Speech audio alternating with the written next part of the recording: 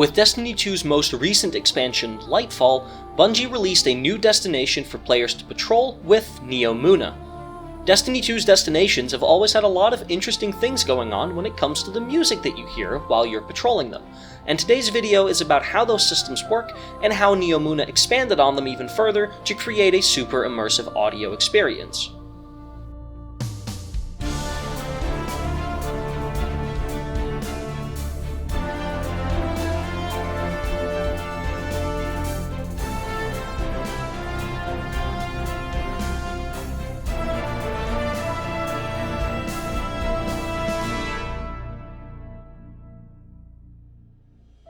Let's start with the beginning. Destiny has what's called a dynamic music system. What that means is very simple. The music is composed and implemented in such a way that it can react to whatever is currently happening in the game, and Destiny does this in two ways. The first thing that Bungie's music team does is give each track different intensity levels. For example, when you first touch down on Neomuna, you will hear an ambient intensity track. These are the calmer versions of tracks for when you're just roaming around the open world. However, at some point, you may start a public event, and the game then smoothly switches from the ambient intensity to the action intensity. And they can even go a step further and include a high action variant as well. Like the name suggests, this is an even more intense version for when the action variant isn't enough anymore, and these are often reserved for encounters that have multiple phases, like raid bosses or some encounters in the campaign. By splitting songs up into these different levels, the music will always closely match the current intensity of the game. There's a lot more to talk about when it comes to different intensity variants, so if you'd like to see me make a video on that, feel free to subscribe. However, intensity variants aren't the only thing that they use to make music more dynamic. The second trick that they use is layering and segmenting. First of all, the music is usually split into two layers. The percussion, or the drums, are on one layer, and then the rest of the instruments are on another layer. By doing this, the game can mute the volume of one of these to match more closely what's currently happening. For example, when you're patrolling a destination, the ambient intensity level is playing without any percussion.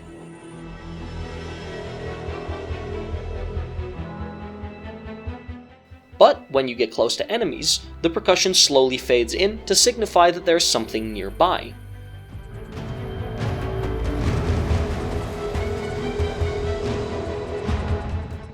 The same can also be true the other way around.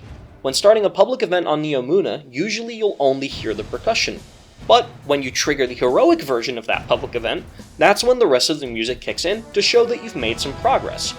And this is actually a new feature that was added with Lightfall. Previously, music would remain as percussion only when triggering a heroic public event, but on Neomuna, this properly adds in the rest of the layers, which is a really cool detail.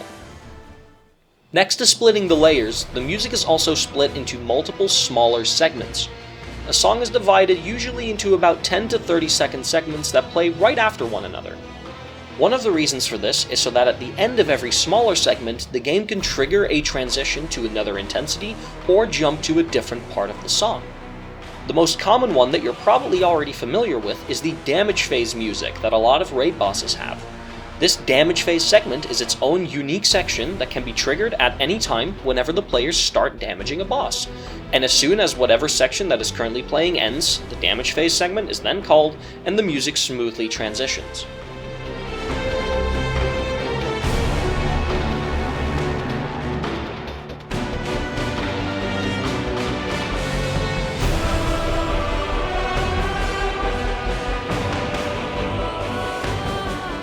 Once the damage phase ends, the music can call another transition to either go back to the start of the track, or maybe call a new intensity instead. Now that you have a rough understanding of Destiny's dynamic music, let's go back to how patrol music used to work and what was changed with Lightfall.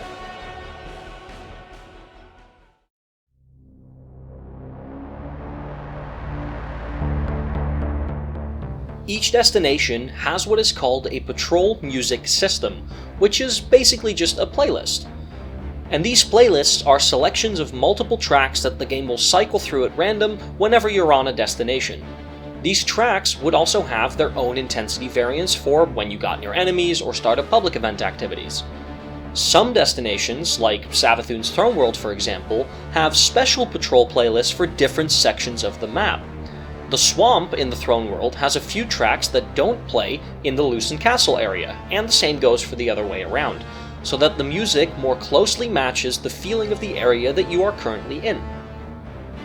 With Lightfall, however, they did something a little more interesting.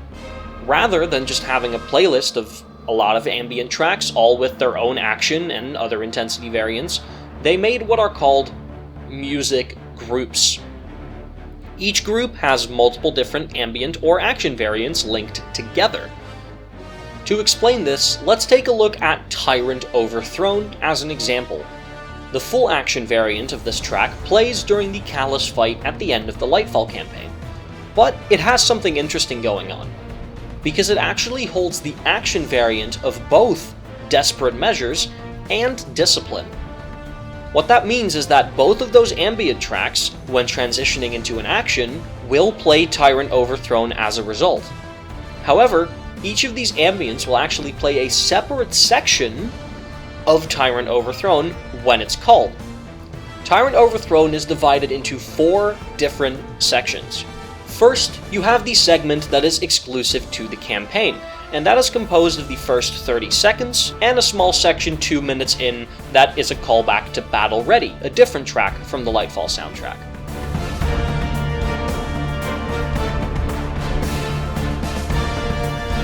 The second segment is the action of Desperate Measures, and whenever you get Desperate Measures as your ambient and it transitions to action, this is the segment that you'll hear.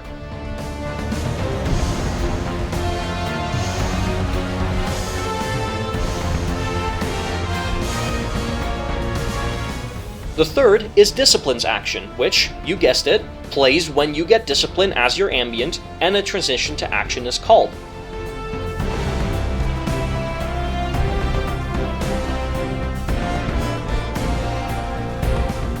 And the last part is Tyrant Overthrown's action, which plays at the end of any of those previous sections. So, let's recap. If you were to get Desperate Measures as your ambient, and the game calls a transition to action, it'll first play the Desperate Measures part of Tyrant Overthrown, and once that part has finished playing, it'll jump to the rest of Tyrant Overthrown's action, and will keep looping these 2 parts until another transition is called, or until the track ends. And the same is true for Discipline. If you get Discipline as your ambient, it'll first play the Discipline part of Tyrant Overthrown whenever a transition to action is called, and then it'll play the rest of Tyrant Overthrown's action and keep looping until a transition is called or until the track finishes. Another group that does the same thing is the Hold the Line group of tracks. This one, like Tyrant Overthrown, has 2 separate ambients, Momentum and Light the Streets, and both of them use a different part of Hold the Line as their action. Hold the Line also goes even further and has a high action variant set up in the exact same way. This doesn't play in Patrol, but it's used specifically for the encounter in the final mission where Keitel comes to assist you as you defend the Veil containment from the Shadow Legion. High actions are usually reserved for moments like these, either campaign or raid encounters, and they are never really used in regular Patrol, but they're still set up properly in the files in case they ever want to use it. And this isn't actually the first time that they've done these music groups for their destinations either. But with Lightfall they expanded on the system quite a lot, and it's how the system that I'm explaining to you now was created.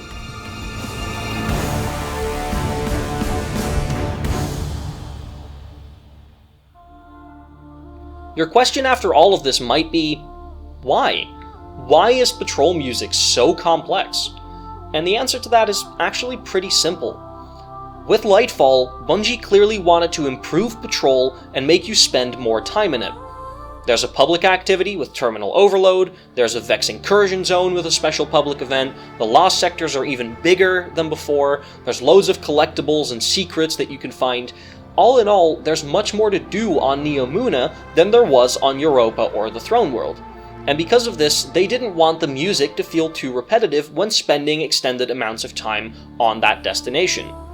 By making these patrol music groups, even though you're listening to the same track technically, you'll still be hearing different segments every time, keeping it unique and fresh even on longer play sessions, without forcing the music team to just write a lot more music than normal. Overall, it improves the experience while patrolling the city of Neomuna. If you want to have a listen to any of the tracks I used in today's video, the links will be in the description below. And if you want to show some love to Bungie's music team, you can buy the soundtrack on the Bungie store, which will give you a cool emblem and high-quality downloads of every single track. The next time you go to Neomuna, try and see if you can spot when tracks change intensities, or try and figure out which tracks are grouped together.